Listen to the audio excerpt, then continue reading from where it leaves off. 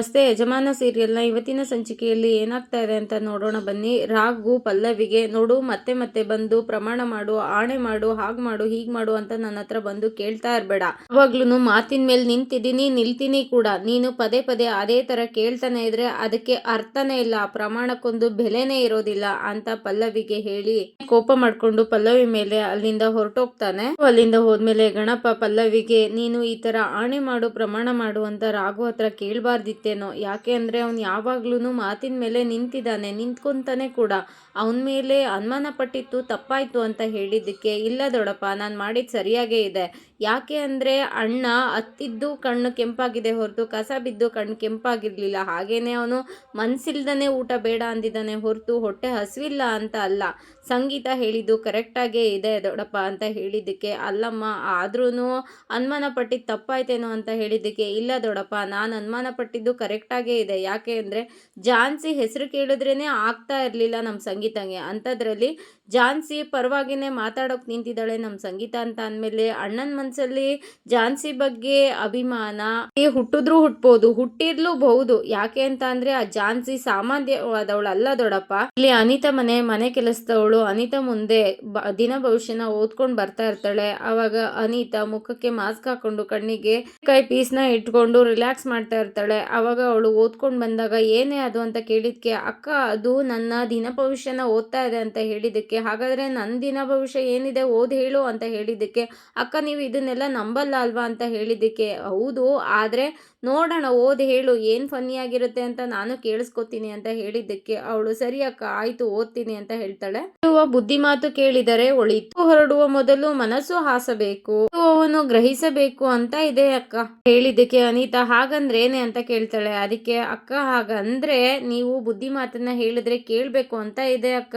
ನಾನ್ ಹೇಳೋ ಮಾತನ್ನ ಬೇರೆಯವ್ರು ಕೇಳಿಸ್ಕೋಬೇಕು ಅಷ್ಟೇ, ನಾನ್ ಯಾರ ಮಾತನ್ನು ಕೇಳಲ್ಲ ಅಂತ ಹೇಳಿದ ತಕ್ಷಣ ಆ ಕಡೆಯಿಂದ ಝಾನ್ಸಿ ಎಕ್ಸ್ಕ್ಯೂಸ್ ಮೀ ಅಂತ ಕರೀತಾಳೆ. ಅದಕ್ಕೆ ಯಾರೇ ಅದು ಅಂತ ಹೇಳಿದ್ಕೆ ನೀವು ಮದ್ವೆ ಆಗ್ಬೇಕು ಅಂತ ಅನ್ಕೊಂಡಿದ್ದೀರಲ್ಲ ಅವರ ಹೆಂಡತಿ ಝಾನ್ಸಿ ಅಂತ ಹೇಳ್ತಾಳೆ. ಅದಕ್ಕೆ ಅನಿತಾ ಶಾಕ್ ಆಗಿ ಮುಖದ ಮೇಲಿದ್ದ ಮಾಸ್ಕ್ ನ ತೆಗೆದೆಸ್ಬಿಟ್ಟು ನಿಂತ್ಕೊಂತಾಳೆ. ಝಾನ್ಸಿ ಮನೆ ಒಳಗಡೆ ಬಂದು ಅನಿತಾ ಮುಂದೆ ನಿಂತ್ಕೊಂಡು ನಿನ್ಗೆ ಬ್ಯೂಟಿ ಕಾನ್ಶಿಯಸ್ ತುಂಬಾ ಜಾಸ್ತಿನೇ ಇದೆ ಅಂತ ಅನ್ಸುತ್ತೆ ಅಂತ ಹೇಳಿದಕ್ಕೆ ಅನಿತಾ ಹೌದು ನಂದು ನನಗೆ ಸೇರಿದ್ದು ನನ್ನ ಬ್ಯೂಟಿ ಅಂತ ಬಂದಾಗ ಅದನ್ನ ನಾನು ತುಂಬಾನೇ ಜೋಪಾನವಾಗಿ ಕಾಪಾಡ್ಕೋತೀನಿ. ಇಲ್ಲ ಅನಿತಾ ನಮ್ದು ನಮ್ ಸ್ವಂತದ್ದು ಅಂತ ಅಂದಿದ್ದನ್ನ ನಾವು ಜೋಪಾನ ಮಾಡ್ಕೊಳ್ಳೇಬೇಕು, ಅದು ಬೇರೆಯವ್ರಿಗೆ ಸೇರಿದ್ದನ್ನ ನನ್ಗೆ ಸೇರ್ಬೇಕು ಅಂತ ಅನ್ಕೊಳ್ಳೋದು ತಪ್ಪು. ಝಾನ್ಸಿ ಹೇಳಿದಕ್ಕೆ ಅನಿತಾ ಏನದು ಇಂಡೈರೆಕ್ಟ್ ಆಗಿ ಮಾತಾಡ್ತಾ ಇದೀಯಾ, ಅದನ್ನ ಏನ್ ಹೇಳ್ಬೇಕು ಅಂತ ಅನ್ಕೊಂಡಿದ್ಯೋ ಅದನ್ನ ಆ ವಿಷಯನ ಡೈರೆಕ್ಟ್ ಆಗಿ ಹೇಳು ಅಂತ ಕೇಳ್ತಾಳೆ. ಝಾನ್ಸಿ ಹೌದು ನಾನು ನೇರವಾಗಿ ಮಾತಾಡೋದಕ್ಕೆ ನನ್ಗೂ ಇಷ್ಟ ಅನಿತಾ, ಹಾಗಾಗಿ ನಾನು ನೇರವಾಗಿ ಈ ವಿಷಯಕ್ಕೇನೆ ಬರ್ತೀನಿ ಅಂತ ಹೇಳೋ ಅಷ್ಟರೊಳಗಡೆ ಮಿಥುನ್ ಮತ್ತೆ ಅವ್ರ ಅಮ್ಮ ಇಬ್ರು ಅಲ್ಲಿಗೆ ಬರ್ತಾರೆ. ಅದಕ್ಕೆ ಹಾಯ್ ಆಂಟಿ, ಹಾಯ್ ಮಿಥುನ್ ಅಂತ ಅಂದ್ಬಿಟ್ಟು ಝಾನ್ಸಿ ಅವ್ರಿಗೆ ಹಾಯ್ ಹೇಳ್ತಾಳೆ. ರಿಪೀಟ್ ಹಾಯ್ ಹೇಳೋದಿಲ್ಲ. ಅದಕ್ಕೆ ನಿಮ್ ಕೋಪಕ್ಕೂ ಅರ್ಥ ಇದೆ ಆಂಟಿ, ಅರ್ಥ ಇದೆ ಮಿಥುನ್, ಇಟ್ಸ್ ಓಕೆ, ನನ್ಗೆ ಅರ್ಥ ಆಗುತ್ತೆ, ಗೊತ್ತಿದ್ದೋ ಗೊತ್ತಿಲ್ಲದೋ ಜೀವನದಲ್ಲಿ ನಾನು ಸಾಕಷ್ಟು ತಪ್ಪುಗಳನ್ನ ಮಾಡಿದೀನಿ ಅಂತ ಹೇಳಿದಿಕ್ಕೆ ಅನಿತಾ ಮಾಡಿದ್ಮೇಲೆ ಅದನ್ನ ತಿದ್ಕೊಂಡು ಬುದ್ಧಿ ಕಲ್ತು ಬಾಳ್ಬೇಕು ಅಂತ ಹೇಳ್ತಾಳೆ. ಅದಕ್ಕೆ ಝಾನ್ಸಿ ನಾನು ತಪ್ಪನ್ನ ಮಾಡಿದ್ದು ಆಯ್ತು, ಅದನ್ನ ತಿದ್ದಿದ್ದು ಆಯ್ತು, ತಿದ್ಕೊಂಡು ಇವಾಗ ಬಾಳಿನಲ್ಲಿ ಏನ್ ಬೇಕು ಅಂತ ಅರ್ಥ ಮಾಡ್ಕೊಂಡು ಜೀವನನ ಮಾಡ್ತಾ ಇದ್ದೀನಿ. ಯಾವಾಗ್ಲೂ ನಮ್ ತಾತ ಇದನ್ನೇ ಹೇಳ್ತಾ ಇದ್ರು, ಆದ್ರೆ ಅದನ್ನ ಇತ್ತೀಚೆಗೆ ನನ್ನ ಜೀವನದಲ್ಲಿ ಅಳವಡಿಸ್ಕೊಂಡಿದ್ದೀನಿ. ಹೇಳ್ಬೇಕು ಅಂತ ಅಂದ್ರೆ ಇವಾಗ ಅದು ನನ್ಗೆ ಅಭ್ಯಾಸ ಆಗೋಗ್ಬಿಟ್ಟಿದೆ. ನನ್ನ ರಾಘು ಮದ್ವೆ ಅಂತ ಹೇಳಕ್ ಹೋಗ್ತಾಳೆ ಝಾನ್ಸಿ. ಅದಕ್ಕೆ ಅನಿತಾ ಇಲ್ಲ ಅದು ಮದ್ವೆ ಅಲ್ಲ, ಅದು ಅಗ್ರಿಮೆಂಟ್, ಜಸ್ಟ್ ಫಾರ್ ಅಗ್ರಿಮೆಂಟ್, 1 ಮಂತ್ಗೆ ಮಾಡ್ಕೊಂಡಿರೋ ಅಂತಹ ಅಗ್ರಿಮೆಂಟ್, ಅದು ತಿಂಗಳು ಕಾಂಟ್ರಾಕ್ಟ್, ಮದ್ವೆ ಅಷ್ಟೇ ಅದು ಅಂತ ಅನಿತಾ ಹೇಳಿದ್ದಕ್ಕೆ ಝಾನ್ಸಿ ಹೌದು ನಾನ್ ಮದ್ವೆ ಆಗ್ಬೇಕಾದ್ರೆ ಅದು 1 ತಿಂಗಳು ಕಾಂಟ್ರಾಕ್ಟ್ ಮದ್ವೆನೇ ಆಗಿತ್ತು. ನನ್ಗೆ ಮದ್ವೆ ಆದ್ಮೇಲೆ ಗಂಡ ಅಂದ್ರೇನು, ಗಂಡನ್ ಪ್ರೀತಿ ಅಂದ್ರೇನು, ತಾಳಿ ಅಂದ್ರೇನು ಅಂತ ಚೆನ್ನಾಗಿ ಅರ್ಥ ಆಗಿದೆ. ಅಂದ್ರೆ ಸ್ವಾರ್ಥಕ್ಕೋಸ್ಕರ ಆಗೋ ಕಮಿಟ್ಮೆಂಟ್ ಅಂತ ಅನ್ಕೊಂಡಿದ್ದೆ, ಅದು ಸುಳ್ಳು. ಮದ್ವೆ ಅಂದ್ರೆ ಒಂದು ಕನ್ಸು, ಇಬ್ರು ಸೇರಿ ಕಟ್ಟೋ ಅಂತಹ ಒಂದು ಕನ್ಸು. ಅದು ದಿನ ಜಸ್ಟ್ 30 ದಿನಕ್ಕೆ ಬೇಕಾಗಿರೋ ಒಂದು ಪಾತ್ರ ಅನ್ಕೊಂಡಿದ್ದೆ ಗಂಡ ಅಂದ್ರೆ. ಈಗ ಗಂಡ ಅಂದ್ರೆ ಅದು ಒಂದು ಸಂಬಂಧ, ಇಬ್ರು ಬೇರೆ ಬೇರೆ ಇದ್ದವರು, ಬೇರೆ ಬೇರೆ ರೀತಿ ಇದ್ದವರು, ಇಬ್ರು ಒಟ್ಟಿಗೆನೆ ಸಪ್ತಪದಿ ತುಳಿದಿದೀವಿ, ಜನ್ಮಕ್ಕೂ ಜೊತೆಲಿ ಬಾಳ್ತೀವಿ ಅಂತ ಪ್ರಮಾಣ ಮಾಡಿದೀವಿ. ಹೆಂಡತಿ ಸಂಬಂಧ ಅಂದ್ರೆ ಅದು ಹಾಗೆ ಅಲ್ವಾ ಅನಿತಾ? ದಾರಿಯಲ್ಲಿ ನಡೆದ್ರು ಹೆಜ್ಜೆಗಳು ಬೇರೆ ಬೇರೆ ಆಗಿರುತ್ತೆ, ಗುರಿ ಒಂದೇ ಆಗಿರುತ್ತೆ. ಹೆಂಡತಿ ಸಂಬಂಧದ ಬಗ್ಗೆ ನನಗೆ ಯಾವ್ದ್ರ ಬಗ್ಗೆನೂ ನನಗೆ ಏನೂ ಗೊತ್ತಿರಲಿಲ್ಲ. ನಾನು ಇಷ್ಟೆಲ್ಲ ತಿಳ್ಕೊಂಡಿದ್ದೀನಿ. ಅಲ್ಲೇ ಅರ್ಥ ಮಾಡ್ಕೊ, ಮದ್ವೆ ಅನ್ನೋ ಅಂಥದ್ದು ಹೆಣ್ಣಿನ ಜೀವನದಲ್ಲಿ ಏನೆಲ್ಲ ಬದಲಾವಣೆಗಳನ್ನ ತರುತ್ತೆ ಅಂತ. ಹೆಣ್ಣಿನ ಜೀವನ ಬದಲಾಗೋದು ಅದು ಮದ್ವೆಯಿಂದ ಮಾತ್ರ ಸಾಧ್ಯ ಅಂತ ನಮ್ಮ ತಾತ ಯಾವಾಗ್ಲೂ ಹೇಳ್ತಾ ಇದ್ರು. ಜೀವನದಲ್ಲಿ ಅದು ಇವಾಗ ನಿಜ ಆಗಿದೆ. ನನ್ನ ರಾಗು ಮದ್ವೆ ಕಾರಣ ಅದು ಏನಾದ್ರೂ ಆಗಿರ್ಲಿ, ಕಾಯ ವಾಚ ಮನಸ ಅಂತ ತಾಳಿ ಕಟ್ಟಿರೋ ಗಂಡನ ಜೊತೆ ನಾನು ಜೀವನ ಪರ್ಯಂತ ಬದುಕ್ಬೇಕು ಅಂತ ಅನ್ಕೊಂಡಿದೀನಿ. ಹೇಳಿದಕ್ಕೆ ಅನಿತಾ, ವಾವ್, ತುಂಬಾ ಚೆನ್ನಾಗಿ ಮಾತಾಡೋದ್ ಕಲ್ತಿದ್ಯಾ ಅಂತ ಹೇಳಿದಕ್ಕೆ ಝಾನ್ಸಿ, ನನಗೂ ಹೀಗೆಲ್ಲ ಮಾತಾಡೋಕ್ ಬರ್ತಾ ಇರ್ಲಿಲ್ಲ ಅನಿತಾ. ಗಂಡ ಮನೆ ಜವಾಬ್ದಾರಿ, ಅತ್ತೆ ಮನೆ ಜವಾಬ್ದಾರಿ ಅಂತ ಎಲ್ಲ ಇದೆಯಲ್ಲ, ಅದು ಆಟೋಮೆಟಿಕ್ ಆಗಿ ಎಲ್ಲದನ್ನು ಕಲ್ಸ್ಕೊಟ್ಬಿಡುತ್ತೆ. ಈ ಮಿಡಲ್ ಕ್ಲಾಸ್ ಜೀವನ ಇದೆಯಲ್ಲ, ಮಿಡಲ್ ಕ್ಲಾಸ್ ಫ್ಯಾಮಿಲಿ ಅವ್ರು ಇದಾರಲ್ಲ, ಅವರು ಪ್ರತಿಯೊಂದನ್ನು ಅರ್ಥ ಮಾಡ್ಕೊಂಡಿರ್ತಾರೆ, ಅವರು ಎಲ್ಲದನ್ನು ಕಲಿಸ್ಕೊಡ್ತಾರೆ ಅಂತ ಹೇಳಿದಕ್ಕೆ ಅನಿತಾ, ಹೌದು, ಅವರು ಸಂಬಂಧಗಳಿಗೆ ಬೆಲೆ ಕೊಡ್ತಾರೆ, ಅವ್ರಿಗೆ ಸಂಬಂಧಗಳ ಬೆಲೆ ಏನು ಅಂತ ಗೊತ್ತಿರುತ್ತೆ ಅಂತ ಹೇಳಿದಕ್ಕೆ ಝಾನ್ಸಿ, ಹೌದು ಅನಿತಾ, ಅವರು ಎಲ್ಲದನ್ನು ಕಲ್ತಿರ್ತಾರೆ, ಎಲ್ಲದನ್ನು ಶಾಸ್ತ್ರ ಸಂಪ್ರದಾಯ ಅಂತ ನಡೆಸ್ಕೊಂಡು ಹೋಗ್ತಾರೆ, ಹಾಗಾಗಿ ಅವರು ನನಗೆ ಎಲ್ಲದನ್ನು ಹೇಳ್ಕೊಟ್ಟಿದ್ದಾರೆ ಅಂತ ಹೇಳಿದಕ್ಕೆ ಅನಿತಾ, ಹೌದು, ಅವ್ರಿಗೆ ಎಲ್ಲದೂ ಗೊತ್ತಿರುತ್ತೆ, ಎಲ್ಲದನ್ನು ಶಾಸ್ತ್ರ ಸಂಬಂಧದ ಬಗ್ಗೆನೇ ಮಾತಾಡ್ಕೊಂಡು ಹೋಗ್ತಾರೆ, ಅದ್ರ ಬಗ್ಗೆನೇ ನಡ್ಕೊಂಡು ಹೋಗ್ತಾರೆ, ಅಂಥದ್ರಲ್ಲಿ ಅವರು ನನಗೆ ಕೊಟ್ಟಿರೋ ಮಾತಿನ ಬಗ್ಗೆ ನೀನು ಗೊತ್ತಿಲ್ವಾ ಅಂತ ಕೇಳಿದಕ್ಕೆ, ಯಾವ ಮಾತು ಅನಿತಾ ಅಂತ ಝಾನ್ಸಿ ಕೇಳ್ತಾಳೆ. ಅದಕ್ಕೆ ಯಾಕೆ ಅವರು ರಾಗುನ ನನಗೆ ಕೊಟ್ಟು ಮದುವೆ ಮಾಡ್ತೀನಿ ಅಂತ ಹೇಳಿರೋ ಮಾತಿನ ಮೇಲೆ ನಿನಗೆ ನಂಬಿಕೆ ಇಲ್ವಾ, ಗೊತ್ತಿಲ್ವಾ ನಿನಗೆ ಅಂತ ಕೇಳಿದ್ದಕ್ಕೆ, ಆದರೆ ಇನ್ನೂ ಮದುವೆ ಆಗಿಲ್ವಲ್ಲ ಅನಿತಾ, ಅದು ಜಸ್ಟ್ ಮಾತಾನೆ ಅಂತ ಝಾನ್ಸಿ ಹೇಳ್ತಾಳೆ. ಇಲ್ಲಿ ಅದಕ್ಕೆ ಯಾವುದಕ್ಕೂ ಬೆಲೆ ಇಲ್ಲ ಅಂತ ಅನಿತಾ ಹೇಳಿದಕ್ಕೆ, ನೋಡು ಅನಿತಾ, ಇಲ್ಲಿ ನನ್ನ ತಾಳಿ ನೋಡು, ರಾಗು ನನ್ನ ಕೊರಳಿಗೆ ತಾಳಿ ಕಟ್ಟಿದ್ದಾನೆ, ಮಾತಿಗಿನ್ನ ತಾಳಿ ತೂಕನೇ ಜಾಸ್ತಿ ಅಂತ ಅನ್ಕೊಂಡಿದ್ದೀನಿ, ದಯವಿಟ್ಟು ನನ್ನ ಗಂಡನ್ನ ನನಗೆ ಬಿಟ್ಕೊಡು ಅಂತ ಕೇಳಿದ್ದಕ್ಕೆ, ಇಲ್ಲ ಆಗಲ್ಲ ಅಂತ ಹೇಳಿದ್ದಕ್ಕೆ, ನೋಡು ಅನಿತಾ,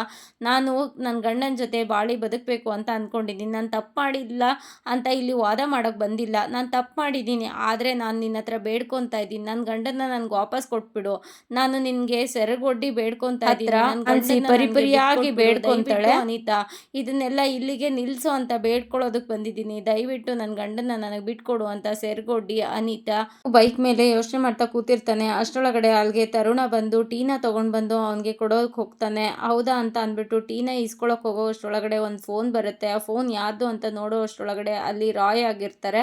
ರಾಯ್ ಫೋನ್ನ ರಿಸೀವ್ ಮಾಡಿ ಹಲೋ ಅಂತ ಕೇಳಿದಾಗ ರಾಯ್, ಹಲೋ ಸರ್, ನೀವು ಎಕ್ಸ್ಟ್ರಾಡಿನರಿ, ಮಾರ್ವಲಸ್, ನೀವು ಸೂಪರ್ ಸರ್, ಹಾಗೆ ಹೀಗೆ ಅಂತ ಹೇಳೋದಕ್ಕೆ ಶುರು ಮಾಡ್ತಾನೆ. ಅದಕ್ಕೆ ಯಾಕೆ ರಾಯ್ ಅಂತ ಕೇಳಿದ್ದಕ್ಕೆ, ಅಲ್ಲ ಸರ್, ನೀವು ಮರುಭೂಮಿಯಲ್ಲೂ ಬೆಳೆ ಬೆಳೆದ್ಬಿಡ್ತೀರಾ, ನೀವು ಆ ಥರ ಸರ್, ಇನ್ನು ಏನೇನೆಲ್ಲ ಇದೆ ಅದನ್ನೆಲ್ಲ ಸೇರಿಸ್ಕೊಳ್ಳಿ ಸರ್, ನೀವು ಸೂಪರ್ ಸರ್, ನೀವು ಎಕ್ಸ್ಟ್ರಾಡಿನರಿ ಸರ್ ಅಂತ ಅಂದ್ಬಿಟ್ಟು ಹೊಗಳ್ತಾ ಇರ್ತಾನೆ.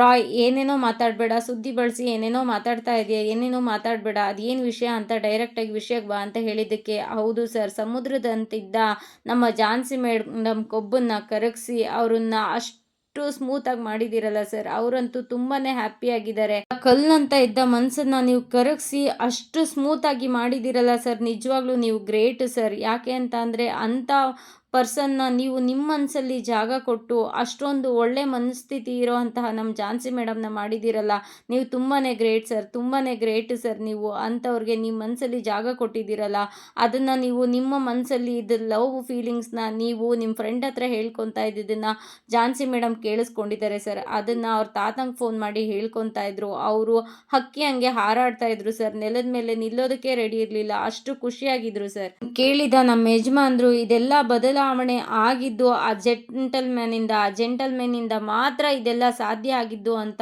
ಅವರು ಹೇಳ್ಕೊಂಡು ತುಂಬಾನೇ ಖುಷಿಯಾಗಿ ನಿಮ್ಮನ್ನ ಹೊಗಳ್ತಾ ಇದ್ರು ಸರ್ ಅಂತ ಹೇಳಿದ ತಕ್ಷಣ ರಾಘುಗೆ ತುಂಬಾನೇ ಬೇಜಾರಾಗುತ್ತೆ. ಅದಕ್ಕೆ ಫೋನ್ ಕಟ್ ಮಾಡಿಬಿಡ್ತಾನೆ. ಇಲ್ಲಿ ರಾಯ್ ಸರ್ ಅಂತ ಹೇಳ್ತಾ ಇರ್ತಾನೆ, ಆದ್ರೂ ಅವನು ಫೋನ್ ಕಟ್ ಮಾಡಿರ್ತಾನೆ. ಮೋಸ್ಟ್ಲಿ ನಾನು ಹೊಗಳ್ತಾ ಇರೋದಕ್ಕೆ ಮುಜುಗರ ಆಗಿರಬೇಕು, ಅದಕ್ಕೆ ಕಟ್ ಮಾಡಿದ್ದಾರೆ ಅಂತ ಅಂದ್ಬಿಟ್ಟು ರಾಯ್ ಸುಮ್ಮನೆ ಆಗ್ತಾನೆ. ಬೇಡ್ಕೊಂಡಿದ್ದಕ್ಕೆ ಅನಿತಾ, ಅಲ್ಲ ಕಣೆ, ಊರವ್ರ ಮುಂದೆ ಎಲ್ಲ ಚಪ್ಪಲಿನಲ್ಲಿ ಹೊಡೆದು ಒಳಗಡೆ ಬಂದು ಇವಾಗ ನೀನು ಈ ಥರ ಕೇಳ್ಕೊತಾ ಇದೆಯಲ್ಲ, ನಾಚಿಕೆ ಆಗ್ತಾ ಇಲ್ವಾ ನಿನಗೆ ಅಂತ ಹೇಳಿದ್ದಕ್ಕೆ, ಹೌದು ಅನಿತಾ, ನಾನು ಮಾಡಿದ ತಪ್ಪೇನೆ ಅಂತ ಹೇಳಿದ್ದಕ್ಕೆ ಅನಿತಾ, ಅದು ಮದುವೆ ಮನೆವರೆಗೂ ಕರ್ಕೊಂಡು ಬಂದು ನಾನು ರಾಘುನ ಮದುವೆ ಆಗ್ತೀನಿ ಅಂತ ನೂರಾರು ಕನಸುಗಳನ್ನ ಕಟ್ಕೊಂಡು ಕೂತಿದ್ದೆ, ಅಂಥದ್ರಲ್ಲಿ ಮದುವೆ ಮನೆಗೆ ಬಂದು ನೀನು ಮದುವೆ ನಿಲ್ಲಿಸ್ತಲ್ಲ, ಅದು ಸರಿನಾ, ಅದು ತಪ್ಪಲ್ವಾ ಅಂತ ಹೇಳಿದ್ದಕ್ಕೆ, ಹೌದು ಅದು ತಪ್ಪೆ, ಆದರೆ ಅದನ್ನು ನಾನು ಮಾಡಿಲ್ಲ, ನಾನು ರಾಘು ಮೇಲೆ ಪ್ರೀತಿ ಆದಮೇಲೆ ಹೋಗಿ ಅವ್ರ ಮನೆಯವ್ರ ಹತ್ರ ಪರಿಯಾಗಿ ಬೇಡ್ಕೊಂಡೆ ಈ ಮದುವೆನ ನಿಲ್ಲಿಸಿ ಅಂತ, ಆದರೆ ಅವರು ಆ ಪ್ರಯತ್ನನ ಮಾಡಲೇ ಇಲ್ಲ, ಮದುವೆ ಮದುವೆ ಮನೆವರೆಗೂ ತಗೊಂಡು ಬಂದು ಅದನ್ನು ತಪ್ಪು ಮಾಡಿಬಿಟ್ರು ಅಂತ ಹೇಳಿದ್ದಕ್ಕೆ, ಹಾಗಾದರೆ ನೀನು ಅಲ್ಲಿ ಮದುವೆ ಮನೆಗೆ ಬಂದು ಆ ಮದುವೆನ ನಿಲ್ಲಿಸ್ತಲ್ಲ, ಅದು ತಪ್ಪಲ್ವಾ ಅಂತ ಅನಿತಾ ಕೇಳ್ತಾಳೆ. ಅನಿತಾ, ತಪ್ಪೇನೆ, ನಾನು ನನ್ನ ಗಂಡನ ಮನೆಯವ್ರ ಪರವಾಗೂ ನಾನು ನಿನ್ನ ಹತ್ರ ಸಾರಿ ಕೇಳ್ತೀನಿ ಅಂತ ಹೇಳಿದ್ದಕ್ಕೆ ಅಲ್ಲಿ ಎಲ್ಲರ ಮುಂದೆ ಅವಮಾನ ಮಾಡಿ ಇಲ್ಲಿ 4 ಗೋಡೆ ಮಧ್ಯದಲ್ಲಿ ಸಾರಿ ಕೇಳ್ತೀನಿ ಅಂತ ಬಂದಿದ್ದೀಯಾ ಅಂತ ಹೇಳಿದ್ದಕ್ಕೆ, ಅನಿತಾ ಪ್ಲೀಸ್ ದಯವಿಟ್ಟು ಅರ್ಥ ಮಾಡ್ಕೊ, ಯಾರೋ ಮಾಡಿರೋ ತಪ್ಪಿಗೆ ಪಲ್ಲವಿಗೆ ಯಾಕೆ ಶಿಕ್ಷೆ ಕೊಡ್ತಾ ಇದೀಯಾ, ಅವಳ ಗಂಡನಿಂದ ಯಾಕೆ ದೂರ ಮಾಡ್ತಾ ಇದೀಯ ಅಂತ ಕೇಳಿದ್ದಕ್ಕೆ, ಅನಿತಾ ನನಗೇನಾಗಬೇಕು ಅಂತ ಅಂದ್ಕೊಂಡಿದ್ದೀನೋ ಅದಾಗಬೇಕು ಅಂದರೆ ಯಾರಿಗೆ ಪೆಟ್ಟು ಕೊಡಬೇಕೋ ಅವರಿಗೆ ಪೆಟ್ಟು ಕೊಟ್ಟರೆ ಮಾತ್ರ ಸಾಧ್ಯ ಅಂತ ಹೇಳಿದ್ದಕ್ಕೆ, ನೋಡು ಅನಿತಾ ಅವರಿಬ್ರು ಪ್ರೀತಿ ಮದುವೆ ಆಗಿದ್ದಾರೆ, ಅವರಿಬ್ರು ಯಾಕೆ ದೂರ ಮಾಡ್ತಾ ಇದೀಯಾ, ಅವರಿಬ್ರಿಗೂ ಡಿವೋರ್ಸ್ ಕೊಡಿಸೋ ಅಂತಹ ಕೆಟ್ಟ ಆಲೋಚನೆ ಯಾಕೆ ಮಾಡ್ತಾ ಇದೀಯಾ ಅಂತ ಕೇಳಿದ್ದಕ್ಕೆ, ಅನಿತಾ ಡಿವೋರ್ಸ್ ಕೊಡಿಸ್ತಾ ಇದೀಯಾ ಅಂತ ಅಂದರೆ ನನ್ನ ಆಸೆ ಕನಸುಗಳಿಗೆ ಮುನ್ನುಡಿ ಬರೆದಿದ್ದೇ ಅವಳ ಅಣ್ಣನ ಕೈಯಿಂದ ಅವಳಿಗೆ ತಾಳಿ ಕಟ್ಟಿಸ್ತೀನಿ ಅಂತ ಹೇಳಿ ನನ್ನ ಅಣ್ಣನ ಕೈಯಲ್ಲಿ ತಾಳಿ ಕಟ್ಟಿಸ್ಕೊಂಡ್ಲು. ಅದಾದಮೇಲೆ ಅದ್ರ ಪ್ರಕಾರ ನಡ್ಕೋಬೇಕು ತಾನೇ. ನನ್ನ ಮದುವೆ ಮಂಟಪದ ತನಕ ಬಂದು ಮುರಿದಿದೆ ಅಂದಮೇಲೆ ಅವತ್ತು ಆಗಿರೋ ಅವಮಾನಕ್ಕೆ ನನಗೆ ಬೆಲೆ ಸಿಗಲೇಬೇಕು ತಾನೇ. ಅವಮಾನ ಆಗಿರೋದು ನನಗೆ, ನನ್ನ ಅವಮಾನ ತೀರಬೇಕು ಅಂತಂದರೆ ನಾನು ಇದನ್ನು ಮಾಡಲೇಬೇಕು ಹೇಳಿದ್ದಕ್ಕೆ ಝಾನ್ಸಿ, ಹಾಗಾದರೆ ಈ ಮದುವೆ ಸಂಬಂಧಕ್ಕೆ ಏನು ಬೆಲೆನೇ ಇಲ್ವಾ ಅನಿತಾ, ಈಗ ಆಲ್ರೆಡಿ ನನಗೆ ತಾಳಿ ಕಟ್ಟಾಗಿದೆ, ಡಿವೋರ್ಸ್ ಕೊಡಿಸೋದನ್ನು ಬಿಟ್ಟು ಬೇರೆ ಏನಾದರೂ ಯೋಚನೆ ಮಾಡೋಣ, ಕೂತು ಮಾತಾಡೋಣ, ನಿನ್ಗಾಗಿರೋ ಅವಮಾನಕ್ಕೆ ಪರಿಹಾರನ ಹುಡ್ಕೋಣ ಅಂತ ಹೇಳಿದ್ದಕ್ಕೆ ಅನಿತಾ, ಹುಡ್ಕೊಳ್ಳೋದ್ರಿಂದ ಅದರಿಂದ ನನ್ನ ಆಸೆ ಕನಸುಗಳು ಈಡೇರೋದಿಲ್ಲ, ನಾನು ರಾಘುನ ಮದುವೆ ಆದರೆ ಮಾತ್ರ ಆ ಆಸೆ ಕನಸುಗಳು ಈಡೇರೋದು ಅಂತ ಹೇಳಿದ್ದಕ್ಕೆ ಝಾನ್ಸಿ, ಅದು ಸಾಧ್ಯ ಇಲ್ಲ ತಾನೇ, ನನಗೆ ಆಲ್ರೆಡಿ ರಾಘು ತಾಳಿ ಕಟ್ಟಾಗಿದೆ ಅಂತ ಹೇಳಿದ್ದಕ್ಕೆ ಅದು ನನಗೆ ಬೇಕಾಗಿಲ್ಲ ಅಂತ ಹೇಳಿದ್ದಕ್ಕೆ, ಸರಿ ಆಯಿತು ಹಾಗಾದರೆ ನಿಮ್ಮ ಅಣ್ಣನ ಬಗ್ಗೆನಾದರೂ ಯೋಚನೆ ಮಾಡು, ಅವ್ನ ಪ್ರೀತಿ ಬಗ್ಗೆ ಯೋಚನೆ ಮಾಡು ಅಂತ ಹೇಳಿದ್ದಕ್ಕೆ, ನಾನು ಖುಷಿಯಾಗಿದ್ದರೆ ಮಾತ್ರ ಅವ್ರ ಬಗ್ಗೆ ಯೋಚನೆ ಮಾಡೋದು, ಅದನ್ನು ಬಿಟ್ಟು ಬೇರೆ ಯಾರಿಗೆ ಏನೇ ಆದರೂ ನನಗದು ಬೇಕಾಗಿಲ್ಲ, ನನಗೆ ಸಿಗಬೇಕಾಗಿದ್ದು ಸಿಗೋ ತನಕ ನಾನು ಯಾವ ಲೆವೆಲ್ಗೆ ಬೇಕಾದರೂ ಆ ಮನೆ ಸೊಸೆ ಆದರೆ ಮಾತ್ರ ಪಲ್ಲವಿ ಈ ಮನೆ ಸೊಸೆ ಆಗೋದಕ್ಕೆ ಸಾಧ್ಯ, ಅದನ್ನು ಬಿಟ್ಟು ಬೇರೆ ಏನೂ ನಡೆಯೋದಿಲ್ಲ, ನನ್ನ ಆಸೆ ಈಡೇರಿಸ್ಕೋಬೇಕು ಅಂತಂದರೆ ನಾನು ಯಾವ ಲೆವೆಲ್ಗೆ ಬೇಕಾದರೂ ಹೋಗ್ತೀನಿ, ಇದು ಆಗಲೇಬೇಕು ಅಂತ ಹೇಳಿದ್ದಕ್ಕೆ ಝಾನ್ಸಿ, ಇಲ್ಲ ಹೆಣ್ಣಿಗೆ ಹೆಣ್ಣೆ ಶತ್ರು ಅನ್ನೋದನ್ನ ನೀನು ಪ್ರೂವ್ ಮಾಡಬೇಡ, ದಯವಿಟ್ಟು ಇದನ್ನೆಲ್ಲ ಬಿಟ್ಬಿಡು ಅನಿತಾ, ಪಲ್ಲವಿ ಜೀವನನ ಅರ್ಥ ಮಾಡ್ಕೋಕೆ ನೋಡು, ನಿನ್ನ ಅಣ್ಣನ ಜೀವನನ ನೋಡು ಅಂತ ಹೇಳಿದ್ದಕ್ಕೆ, ಇಲ್ಲ ನಾನು ಖುಷಿಯಾಗಿಲ್ಲ ಅಂದಮೇಲೆ ಬೇರೆ ಯಾರು ಖುಷಿಯಾಗಿರೋಗಿಲ್ಲ, ನನ್ನ ಖುಷಿನೇ ನನಗೆ ಮುಖ್ಯ, ನನ್ನ ಮದುವೆನ ನಿಲ್ಲಿಸಿ ನೀನು ನಿನ್ನ ಹಠನ ಸಾಧಿಸಿದಿ ಅಂತ ಅಂದಮೇಲೆ ನಿನ್ನ ಮುಂದೆ ನಾನು ಸೋಲೋದಕ್ಕೆ ರೆಡಿ ಇಲ್ಲ, ರಾಘು ಜೊತೆ ನಿನಗೆ ಡಿವೋರ್ಸ್ ಕೊಡಿಸಿ ರಾಘುನ ನಾನು ಪಡ್ಕೊತೀನಿ, ನನ್ನ ಸೇಡಿಗೆ ನಾನು ಪರಿಹಾರನ ಹುಡ್ಕೊಂತೀನಿ ಅಂತ ಹೇಳಿದ್ದಕ್ಕೆ ಝಾನ್ಸಿ, ಯಾರು ಶತ್ರುಗಳಲ್ಲ ಅನಿತಾ, ಅರ್ಥ ಮಾಡ್ಕೊ ಅಂತ ಹೇಳಿದ್ದಕ್ಕೆ, ನೀನು ನನ್ನ ಶತ್ರುನೇ, ನನ್ನ ಮದುವೆನ ಯಾವಾಗ ನೀನು ನಿಲ್ಲಿಸ್ತೇವೆ ಆವಾಗಿಂದ ನೀನು ನನ್ನ ಶತ್ರುನೇ, ನಿನ್ನನ್ನು ನಾನು ಮಟ್ಟ ಹಾಕಲೇಬೇಕು, ನಿನ್ನ ಹಠದ ಮೇಲಕ್ಕೋಸ್ಕರನಾದರೂ ನಾನು ರಾಘುನ ನಿನ್ನಿಂದ ದೂರ ಮಾಡಿ ರಾಘುನ ನಾನು ಪಡ್ಕೊತೀನಿ ಅಂತ ಚಾಲೆಂಜ್ ಮಾಡ್ತಾಳೆ. ಇಲ್ಲಿ ತರುಣ ಮತ್ತು ರಾಘು ಇಬ್ರು ಗಾಡೀಲಿ ಬರ್ತಾ ಇರ್ತಾರೆ.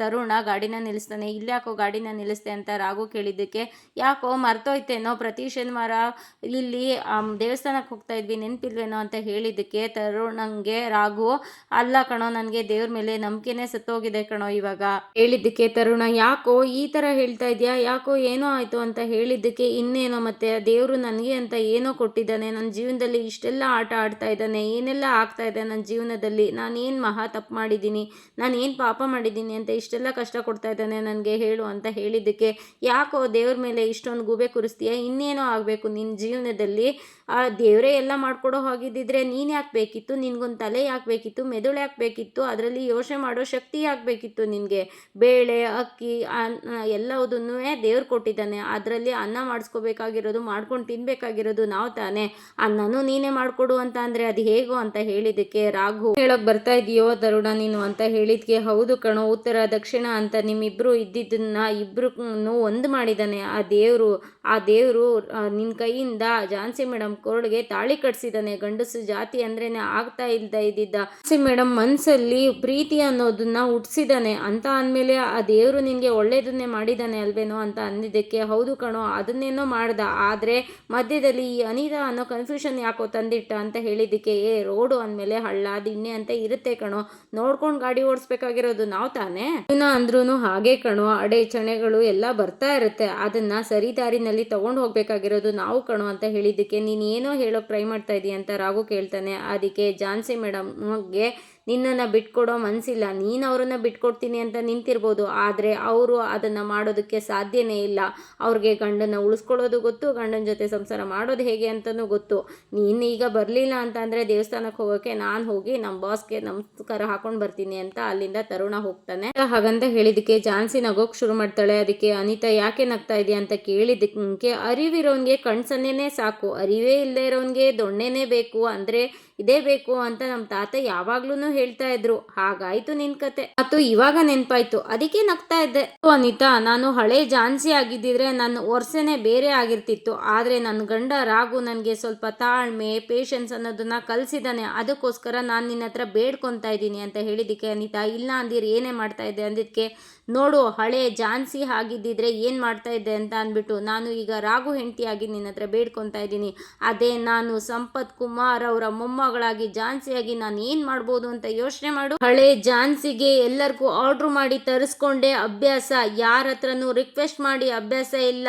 ಬಂದ ತಕ್ಷಣ ನನ್ನ ವರ್ಷನೇ ಶುರು ಮಾಡ್ತಾ ಇದ್ದೆ, ಅದನ್ನು ತಿಳ್ಕೊ ಅಂತ ಹೇಳಿದ್ದಕ್ಕೆ ಎಲ್ಲ ಕಡೆನೂ ನಿಂದು ದರ್ಪ ಎಲ್ಲವುದು ನಡೆಯುತ್ತೆ ಅಂತ ತಿಳ್ಕೊಂಬೇಡ ಅಂತ ಅನಿತಾ ಹೇಳ್ತಾಳೆ. ಏನೇ ನಾನು ನಿನ್ನ ಹತ್ರ ಸೆರ್ಗೊಡ್ಡಿ ಬೇಡ್ಕೊಂಡಿದ್ದು ನನ್ನ ಗಂಡನ ನನಗೆ ಬಿಟ್ಕೊಡು ಅಂತ, ಆದರೆ ನೀನು ಅದಕ್ಕೆ ಬಗ್ಗಲ್ಲ ಅಂತ ಗೊತ್ತಾದ್ಮೇಲೆ ನನ್ನ ವರ್ಷನಲ್ಲೇ ನಾನು ಕೇಳಬೇಕು ಅಂತ ನನಗೆ ಚೆನ್ನಾಗಿ ಗೊತ್ತು ಅಂತ ಹೇಳಿದಕ್ಕೆ ಏನೇ ಮಾಡ್ತೀಯ ಅಂತ ಹೇಳಿದಕ್ಕೆ, ನೋಡು ನನಗೆ ರಾಮಾಯಣ ಮಹಾಭಾರತ ಅಂತ ಎಲ್ಲ ಗೊತ್ತಿಲ್ಲದೆ ಇರಬಹುದು, ಅದನ್ನು ನಾನು ಓದಿಲ್ಲದೆ ಇರ್ಬೋದು, ಆದರೆ ಗಂಡನ್ನ ಉಳಿಸ್ಕೊಳ್ಳೋದಕ್ಕೋಸ್ಕರ ರಣರಂಗಕ್ಕೆ ಬೇಕಾದರೂ ಇಳಿತಾಳೆ ಅನ್ನೋದನ್ನ ತಿಳ್ಕೊಂಡಿದ್ದೀನಿ. ಆ ಯಮನ್ ಹತ್ರ ಬೇಕಾದ್ರೂ ಜಗಳ ಮಾಡ್ತಾಳೆ ಅನ್ನೋದನ್ನ ನಾನು ತಿಳ್ಕೊಂಡಿದ್ದೀನಿ. ಭಾರತದಲ್ಲಿ ಯುದ್ಧಕ್ಕೂ ಮುಂಚೆನೆ ಅಲ್ಲಿ ಸಂಧಾನದ ಚರ್ಚೆ ನಡೀತು. ಅದು ಆಗಿದ್ದು ಪಾಂಡವರಿಗಿದ್ದ ಭಯದಿಂದ ಅಲ್ಲ, ಆದ್ರೆ ಯುದ್ಧ ಆದ್ರೆ ಅಲ್ಲಿ ಏನೆಲ್ಲ ಸಮಸ್ಯೆಗಳಾಗುತ್ತೆ ಅಂತ ಅವ್ರಿಗೆ ಚೆನ್ನಾಗಿ ಗೊತ್ತಿತ್ತು. ಅದೇ ಕಾರಣಕ್ಕೋಸ್ಕರ ನಿನ್ ಜೊತೆ ಸೇರ್ಗೊಡ್ಡಿ ಬೇಡ್ಕೊಂಡೆ, ಸಂಧಾನಕ್ಕೆ ಅಂತ ಬಂದೆ. ಆದ್ರೆ ನಿನ್ನ ಕಣ್ಣಲ್ಲಿ ಪ್ರೀತಿ ಕಾಣಿಸ್ತಾ ಇಲ್ಲ, ಬರೀ ದ್ವೇಷ ಇದೆ. ಅವತ್ತು ಆಗಿರೋದ್ರ ಬಗ್ಗೆ ಕೋಪ ಇದೆ, ಬರೀ ದ್ವೇಷ ತೀರಿಸ್ಕೋಬೇಕು ಅಂತಾನೆ ಕಾಯ್ತಾ ಇದೀಯ ಅಂತ ಅಂದಿದ್ಕೆ, ಹೌದು ಕಣೆ ನನ್ನಲ್ಲಿ ದ್ವೇಷ ಇದೆ, ಏನೇ ಮಾಡ್ತೀಯ ಅಂತ ಹೇಳಿದಕ್ಕೆ, ನಾನು ಅಂತ ಅನ್ನೋಳು ನನ್ನ ಮನಸ್ಸಲ್ಲೂ ಇದ್ದಾಳೆ ಅನ್ನೋದನ್ನ ನೀನು ಮರ್ತಿದೀಯಾ. ಜಸ್ಟ್ ಎಂಗೇಜ್ಮೆಂಟ್ ಆಗಿ ರಾಘುನ ಪಡ್ಕೊಳ್ಳೋದಕ್ಕೆ ಯಾವ ಲೆವೆಲ್ಗೆ ಬೇಕಾದರೂ ಹೋಗ್ತೀಯಾ ಅಂತ ಅಂದಮೇಲೆ, ನಾನು ನನ್ನ ಗಂಡನ್ನ ಪಡ್ಕೊಳ್ಳೋದಕ್ಕೋಸ್ಕರ ಅದಕ್ಕಿಂತ ಮೇಲೇನೆ ಇರ್ತೀನಿ ಅನ್ನೋದನ್ನ ನೀನು ಮರಿಬೇಡ. You mind it. ಮಿಥುನ್, ನೀವು ಪ್ರೀತಿಸಿ ಮದುವೆ ಆಗಿದ್ದೀರಾ ಅಂತ ಅಂದಮೇಲೆ ನಿಮ್ಗೂ ಯಾವುದೇ ರೀತಿ ತೊಂದರೆ ಆಗೋದಕ್ಕೆ ನಾನು ಬಿಡೋದಿಲ್ಲ. ಪಲ್ಲವಿ ಯಾವತ್ತಿದ್ರೂ ಈ ಮನೆ ಸೊಸೆನೆ. ನೀನು ದ್ವೇಷದಿಂದ ಎಲ್ಲದನ್ನು ಗೆಲ್ಲಬೇಕು ಅಂತ ಅನ್ಕೊತಾ ಇದೀಯಾ, ನಾನು ಪ್ರೀತಿಯಿಂದ ಗೆಲ್ಲಬೇಕು ಅಂತ ಅನ್ಕೊತಾ ಇದ್ದೀನಿ. ಅಲ್ಲಿರೋರೆಲ್ಲರೂ ನಮ್ಮನೆಯವರು, ನನ್ನವರು, ಅವ್ರಿಗೆ ಒಂದು ಚೂರು ತೊಂದರೆ ಆಗೋದಕ್ಕೂ ನಾನು ಬಿಡೋದಿಲ್ಲ. ಈ ಝಾನ್ಸಿ ಏನು ಅನ್ನೋದನ್ನ ಇನ್ಮೇಲೆ ನಾನು ನಿನಗೆ ತೋರಿಸ್ತೀನಿ, ನೋಡ್ತಾ ಇರು, ಯು ಬೆಟರ್ ಮೈಂಡ್ ಇಟ್ ಅಂತ ಹೇಳಿಬಿಟ್ಟು ಅವಳಿಗೆ ವಾರ್ನ್ ಮಾಡಿಬಿಟ್ಟು ಅಲ್ಲಿಂದ ಝಾನ್ಸಿ ಬರ್ತಾಳೆ ಈ ಕಡೆ. ಇವತ್ತಿನ ಸಂಚಿಕೆ. ಈ ಸಂಚಿಕೆ ಇಷ್ಟ ಆಗಿದ್ರೆ ಒಂದು ಲೈಕ್ ಕೊಟ್ಟು ಶೇರ್ ಮಾಡಿ, ಕಮೆಂಟ್ ಬಾಕ್ಸಲ್ಲಿ ಕಮೆಂಟ್ ಮಾಡಿ ತಿಳಿಸಿ ಹೇಗಾಗಿತ್ತು ಇವತ್ತಿನ ಸಂಚಿಕೆ ಅಂತ. ಹಾಗೆ ಸಬ್ಸ್ಕ್ರೈಬ್ ಮಾಡಿಕೊಂಡು ಸಪೋರ್ಟ್ ಮಾಡಿ. ಮುಂದಿನ ಸಂಚಿಕೆಯಲ್ಲಿ ಸಿಗೋಣ. ಅಲ್ಲಿವರೆಗೂ take care, bye, thank you.